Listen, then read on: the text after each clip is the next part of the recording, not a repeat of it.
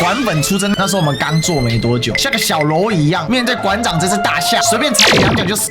那种恐惧感有多强？看着频道被灌倒站、被检举，我到底做错了什么？为什么要被办？我难道讲错话吗？讲的都是正义之声啊！他们为什么可以这样污蔑我呢？为什么他们可以因为人多讲的就是对的呢？他每一个都在嘲笑啊 ，UCCU 多少订阅啊，笑死了！你做的行为只不过是透了一层不同的皮啊！你跟王定宇、跟庄瑞雄的差距，不过是你是白的，他是绿的，就这么简单而已啊！你之所以会跳出来主持正义，不是因为正义真的在你心中是正义啊，而是今天利益在你心中是正义啊！我希望台湾跟这个世界越来越好。我一直讲嘛，一个华人世界，一个从治到乱的社会，如果可以变回治，是不是可以互相带动整个世界变好？有个示范。就我为什么对馆长这事我特别有感受，因为我被他霸凌了好几次，跟那个便宜仔一样。便宜仔以前也是他妈的拿他的粉丝数量压我，就照镜子吧，镜子里面的你，跟你每天在骂的民进党有什么两样？好好的反省自己过去的所作所为。这种网红带头霸凌人的风气，此风不可长。这就是我今天跳出来最主要的原因之一啊。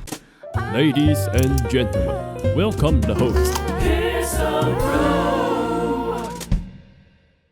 说真的，我对馆长有一件事我非常不能谅解，我讲到我还是很生气，气到会发抖那一种。但我按下我的情绪，我跟大家报告，馆本出征那几次，我真的很生气，我是真的很生气。其中一次我还请妈妈出来帮忙打圆场，那时候我们刚做没多久，大概在20万订阅还是10几万订阅的时候，像个小蝼蚁一样，面对馆长这只大象啊，随便踩你两脚就死翘翘的那种感觉啊，那一种恐惧感有多强啊！看着频道被灌倒站、被检举，这2天哦，周玉蔻被判刑1年半了，被他霸凌的那个前东国小姐啊，张淑娟女士啊，有出来讲话，她说谢谢大家的鼓励，不然我不能活到今天呢。我没有想要死掉。但是很难受，睡也睡不好，每天都在想这件事，我做错了什么？我到底做错了什么？为什么要被霸凌？我难道讲错话吗？我难道说的不对吗？我难道我讲的内容有问题吗？我再怎么解释，没有啊，我没有任何错误啊，逻辑都是对的啊，讲的都是正义之声啊。他们为什么可以这样污蔑我呢？他们为什么可以这样子颠倒是非呢？为什么他们可以因为人多讲的就是对的呢？他每一个都在嘲笑啊 ，UCCU 几多少订阅啊，笑死人！你多少流量啊，笑死人！从小我就有一个道理，小时候啊，国2的时候吧，我们旁边有个小学，然后它那个低矮的篮筐，那个篮筐的篮网是那种绑那种棉绳的篮网，所以你很多球下去的时候卡死，对不对？有一个小霸王，小年纪讲话狠得不了，带着那个银色的破链，那就把球堵死在那边，大家都不能玩，他这边哈哈大笑。我说，你不要这样子吧，他不爽啊，他不鸟啊，他呛我，我就说不行啊，我就去旁边拿杆子，然后或者是用跳的把球给打掉。几次之后呢，他就俩拱了，他就要跟我呛，好，我们就约到旁边的厕所。那以前小学哦，都设计的很不好，就暗冰崩这样子。因为他娇小，他可能营养不良还是怎么样啊？我国中的时候发育的不错，我就把他整个抓起来，撞在那个小学厕所的门上。我跟他讲说，你要呛是不是？可以这样子吗？这样是对的吗？他一开始不服输，就撞他，撞。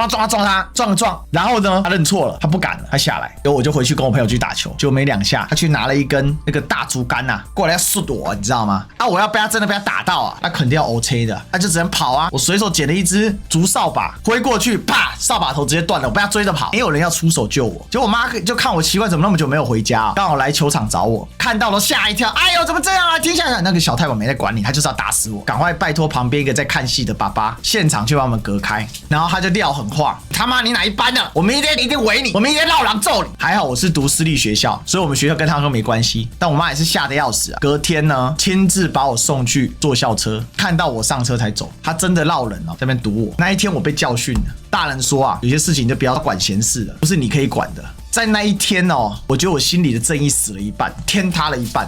我心里想了很久，我为什么做对的事情，我要被教训说你不应该去做危险的事？我心里在想说为什么是这样？后来我知道了，因为我太弱小，因为我没有力量改变这个世界。我就在想这件事，为什么从小教我说心中一把尺的爸爸会跟我讲这种话？后来我知道他是不想让我受伤，但我不能接受，你知道吗？我们看到错的事情不应该纠正他吗？大家就应该被那个小霸王欺负吗？那个小霸王多坏，你知道吗？他看到有人在妨碍他，就拿球去砸人家，去砸人家的头，去欺负旁边那些小学生。所以我就悟出了这个道理。如果有一天我有一点点力量，看到社会有错的事情的时候，我能不能够不要让那个国1还是国2的我会受到那么大的伤害，或者告诉他世界没有那么黑暗。所以我就一直做这节目，做了5年，做了第6年了，我就贯彻4个字啊，叫克己复礼啊，很克制自己。那个礼不见得是孔老夫子说的礼，我心中自己有自己的礼，但是至少我对自己、对所有人，我就是一样的想法。所以为什么我遇到馆长霸凌我说我特别痛苦？他给我看到他的嘴脸，就是让我感觉庄瑞雄一样。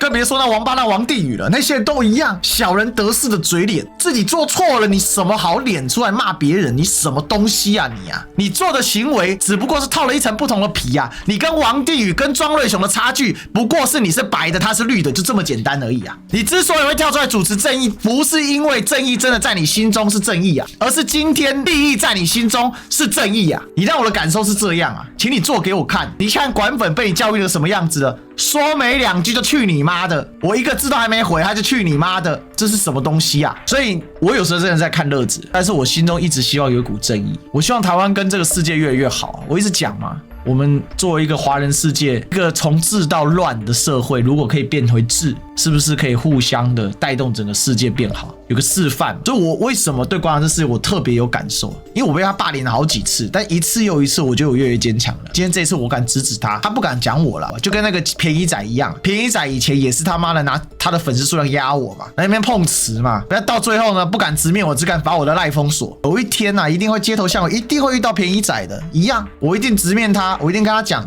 当年的事情你要不要解除赖封锁？我们来对质一下，要不要？我的态度是始终如一的，我一直觉得总有一些人是正向的代表吧，这世界不可能永远都崩塌吧，就是我们学历史的至少看到的是这个样子。其实动其背后啊，政治人物我就不管的啦。台湾为什么今天会所有网红乱象，一大堆阿萨布鲁的家伙都跑出来当网红？他们的学识有具备这样的挑战能力吗？他们的道德观、他们的学识、他们的行为，到底谁约束？但是为什么当时会红起来？因为4个字叫做光怪陆离。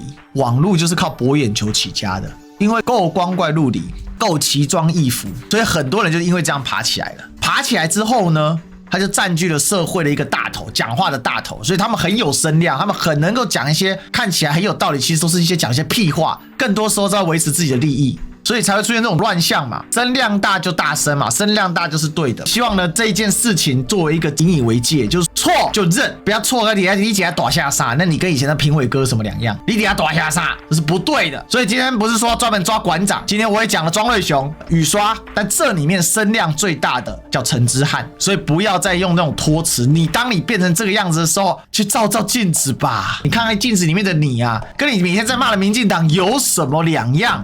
到底有什么两样？我希望他真的在这一次事件当中啊，狠狠的跌一跤啊，好好的反省自己过去的所作所为啊。因为这种网红带头霸凌人的风气，此风不可长，这就是我今天跳出来最主要的原因之一啊。